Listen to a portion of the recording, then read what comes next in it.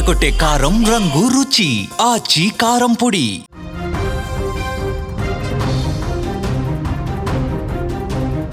పాకిస్తాన్ గడ్డపైన అంతర్జాతీయ క్రికెట్ ఆడడం అంటే అది కేవలం ఆట మాత్రమే కాదు, ప్రాణాలను కూడా పణంగా పెట్టడమే. ఉగ్రవాదాన్ని ఏళ్ల తరబడి పెంచి పోషిస్తున్నటువంటి పాకిస్తాన్కు ఇప్పుడు ఆ ఉగ్రవాదమే తీవ్ర నష్టాన్ని మిగులుస్తుంది. తాజాగా శ్రీలంక క్రికెట్ జట్ పాక్ పర్యటనలో ఉగ్రకాటుకు తలొగ్గింది. ఇస్లామాబాద్లో జరిగినటువంటి ఆత్మాహుతి దాడి ఆటగాళ్లలో తీవ్రమైనటువంటి భయాన్ని నింపింది.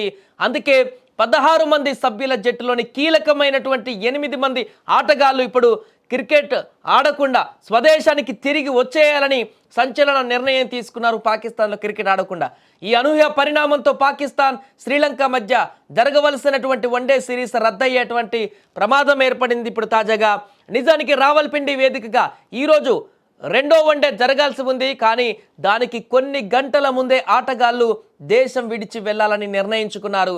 తొలుత పాకిస్తాన్ అధికారులు భద్రతపైన పూర్తి హామీ ఇచ్చారు. దీంతో పర్యటన కొనసాగించాలని శ్రీలంక బోర్డు భావించింది. అయితే జట్టు సభ్యులు హోటల్లో సమావేశమైన తర్వాత కీలకమైనటువంటి 8 మంది ఆటగాళ్లు వెనుదిరగాలని పట్టుబట్టారు. శ్రీలంక క్రికెట్ బోర్డు సైతం వారిని ఆపేందుకు ప్రయత్నించింది. మధ్యలోనే వైదొలిగితే 2 ఏళ్ల పాటు నిషేధం విధిస్తామంటూ కూడా శ్రీలంక క్రికెట్ బోర్డు వారి ఆటగాళ్లను హెచ్చరించింది. అయినా కూడా ఆటగాళ్లు తమ నిర్ణయాన్ని మార్చుకోలేదు. ప్రాణాల కంటే ఏది ఎక్కువ కాదనుకున్నారు. పరిస్థితిని చక్కదిద్దేందుకు పాకిస్తాన్ క్రికెట్ బోర్డు చైర్మన్ ఆ దేశ మంత్రి మొహసిన్ నఖ్వీ రంగంలోకి దిగారు. ఆయన ఇస్లామాబాద్లోని హోటల్లో శ్రీలంక ఆటగాళ్లతో మాట్లాడారు. పూర్తి భద్రత కల్పిస్తామని హామీ ఇచ్చారు. అలాగే పాకిస్తాన్లోని శ్రీలంక హైకమిషనర్తో చర్చలు జరిపారు. హైకమిషనర్ పాక్ చర్యలపైన సంతృప్తి వ్యక్తం చేసిన ఆటగాళ్లలో ఉన్నటువంటి భయాందోళన మాత్రం ఏమాత్రం తగ్గలేదు. ఎందుకంటే ఆల్రెడీ ఒకసారి దెబ్బతిన్నారు శ్రీలంక క్రికెటర్లు. 2009లో ఇదే రకమైనటువంటి దాడితో తీవ్రంగా గాయపడ్డారు కూడా క్రికెటర్లు. ఆటగాళ్లలో ఇంత భయం ఉండడానికి ముఖ్య కారణాలు కూడా ఉన్నాయి. మొన్న మంగళవారం ఇస్లామాబాద్లో జరిగినటువంటి ఆత్మాహుతి దాడిలో 12 మంది మరణించారు అక్కడ పాకిస్తాన్లో. అదే రోజు ఖైబర్ పఖ్తుంఖ్వా ప్రావిన్స్లోని ఓ క్యాడెట్ అకాడమీ పైన ఉగ్రదాడి జరిగింది. దీనికి తోడు 2009 మార్చి 3న అత్యంత దారుణమైనటువంటి ఘటన ఇది. లాహోర్లోని గడాఫీ స్టేడియం సమీపంలో శ్రీలంక బస్సు పైన శ్రీలంక క్రికెటర్లు ప్రయాణిస్తున్నటువంటి ఆ జట్టు బస్సు పైన జరిగిన ఉగ్రదాడి క్రికెట్ చరిత్రలోనే అత్యంత దారుణమైనటువంటి ఘటనగా మిగిలింది. ఇప్పుడు ఇంకా ఆ యొక్క సంఘటన శ్రీలంక క్రీడాకారులను వెంటాడుతోంది. ఆ దాడిలో 7 శ్రీలంక ఆటగాళ్లు గాయపడగా 8 మంది పోలీసులు దారుణంగా చనిపోయారు ఆ ఉగ్రదాడిలో. ఈ ఘటన కళ్ళ ముందే జరిగింది. శ్రీలంక క్రీడాకారుల కళ్ళ ముందే జరిగింది. వారందరూ గాయపడ్డారు. ప్రత్యక్షంగా ఆ అనుభవాన్ని పొందారు. కాబట్టి పాకిస్తాన్లో క్రికెట్ అంటే దినదిన గండంగా మారిన పరిస్థితి ఏర్పడింది. ఈ ఘటన తర్వాత పాకిస్తాన్లో చాలా కాలం పాటు అంతర్జాతీయ క్రికెట్ పూర్తిగా నిలిచిపోయింది.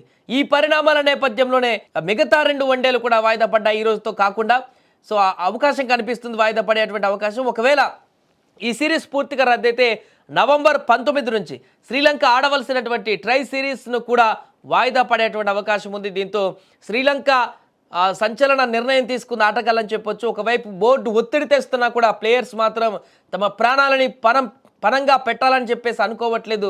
వారు 8 మంది ఇప్పటికే వెనక్కి వెళ్ళిపోదాన్ని నిశ్చయించుకున్నారు.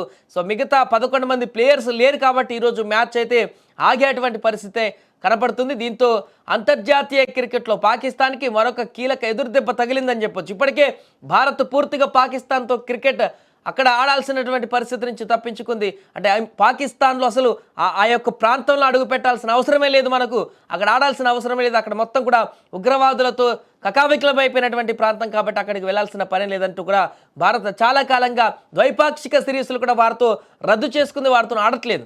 ఇప్పుడు మిగతా దేశాలు కూడా అదే రకమైనటువంటి పరిస్థితికి దారితీస్తున్నట్టుగా కనపడుతుంది. మొన్న మధ్యలో ఇలాంటి ఘటనలు జరిగాయి. వేరే దేశ క్రికెటర్లు కూడా వచ్చినప్పుడు అక్కడ కొంత ఆందోళనకు గురయ్యారు. మరలా అక్కడ దేశంలో ఉన్నటువంటి భద్రతా సిబ్బంది మంత్రులందరూ రంగంలోకి దిగితే వారు కొంత ధైర్యం తెచ్చుకుని ఆడారు. ఇప్పుడు శ్రీలంక క్రీడాకారులు మాత్రం ఆ యొక్క తప్పిదం చేయదలుచుకోలేదు.